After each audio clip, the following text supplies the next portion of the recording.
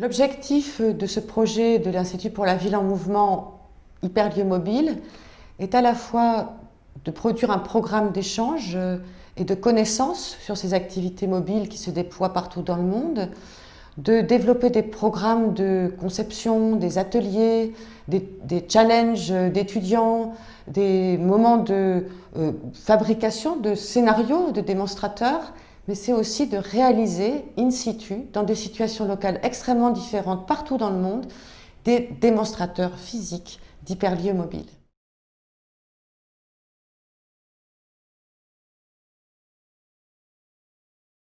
Je vais vous présenter une expérience qui tient place dans l'Afrique, soit en Mauritanie et au Sénégal. C'est une caravane de dentistes qui ont transformé des camions pour apporter ce qui techniquement tient place dans un hôpital ou dans des endroits de la ville traditionnelle.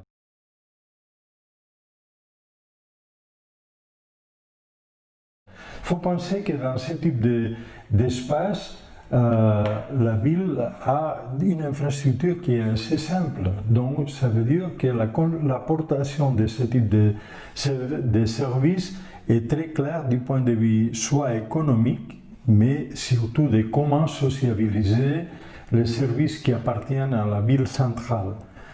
Dans ce type d'apport de services, ce sont les gens qui s'approchent, qui s'informent, la caravane va arriver. Et ça crée un réseau, un tissu de personnes qui vont partager ce type de services. Ce qui est intéressant, c'est que ce n'est pas seulement la prestation d'un service, c'est la multiplicité d'activités qui se créent autour, soit dans les voyages avec les gens, les techniciens, les médecins qui vont pratiquer ça, soit dans les rencontres entre les gens qui partagent, qui vendent, qui commercent, qui se racontent un peu les histoires, ou en tout cas qui partagent la vie. C'est-à-dire que la mobilité, ce n'est pas seulement les déplacements, ce n'est pas seulement la prestation des services, la mobilité est devenue un facteur de cohésion et de faire place. Et donc, cette idée de faire place, ça nous renvoie directement à l'idée de lieu.